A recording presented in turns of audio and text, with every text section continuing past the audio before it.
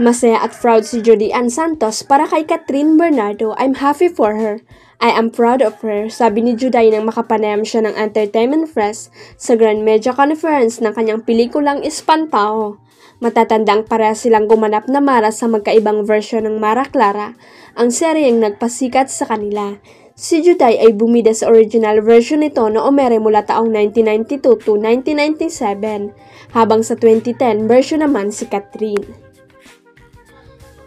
Pero bago pagampanan ni Catherine ang iconic role bilang Mara ay nakasama niya si Juday sa superhero seryeng Kristala kung saan gumanap siyang bulinggit. Natanong din si Juday kung may pressure ba na makapantayan ang tagumpay ng pelikula ni Catherine na Hello Love Again. Si bulinggit namin niya ni Ryan sa Kristala. So alam ko kung gaano kalayo ang pinagtatrabuhan nitong batang ito. So to get pressure sa kinita ng pelikula nila, hindi siya dapat kailangang isipin or i-consider pa sa kung nasaan kami kasi sobrang ibang-iba yung latag ng pelikula niya. Sumabay din sa latag ng buhay niya. Wish ni Juday na maraming makapanood ng Espantao.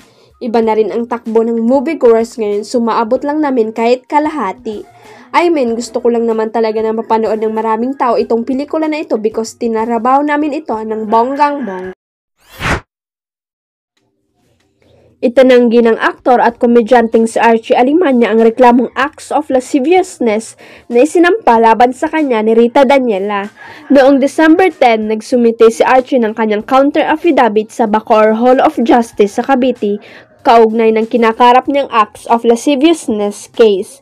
Kasama ng aktor ang kanyang abogado sa paghahain ng kanyang counter affidavit kung saan mariin niyang itinanggi na binastos at hinaras niya ang kapwa kapuso star. Ang pagsusumite ng counter affidavit ni Archie ay bahagi ng isinagawang preliminary investigation ng piskalya sa naturang reklamo.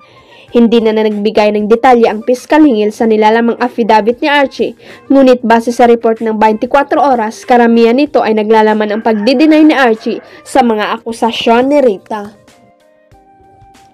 Samantala, sinabi naman ng abogado ni Rita na si Atty. Maggie Abraham Gordoque hanggat maaari ay iniwasan nilang magtagpo ng personal ang aktres at si Archie because of the trauma that the victims of these crimes, well of course, alleged victims of this crime is undergoing psychologically.